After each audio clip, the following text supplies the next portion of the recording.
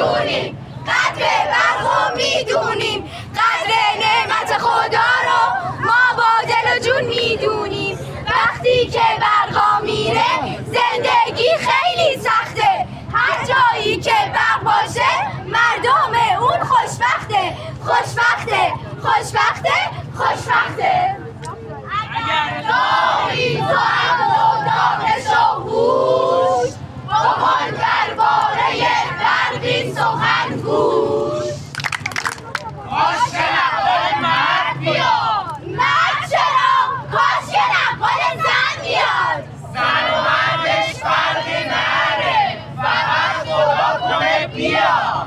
بیا بگه ترکیب ماهی بی برقی چیه؟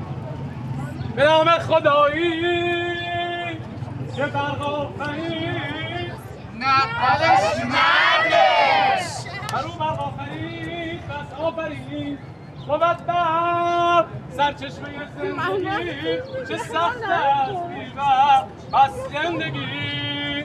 بیا تا قدر این نعمت بدانی، نقال زنه که در بحران بی برقی نمانیم.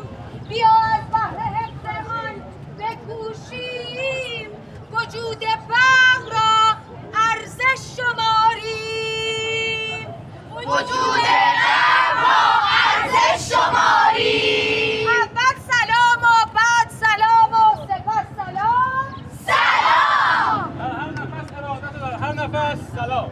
سلام. گفتم سلام که سلامت باشی، زیر علم سبز محمد باشی. اللهم صل علی محمد و آل محمد. عجل فرجهم. وقتی برقا میره و میاد چی میگن؟ سلام میفرستم.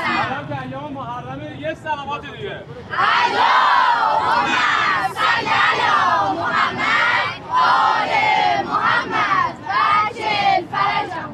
بچه‌ها باورتون میشه قدیم برق نبوده؟ مگه داری؟ مگه میشه؟ آره چرا نمیشه؟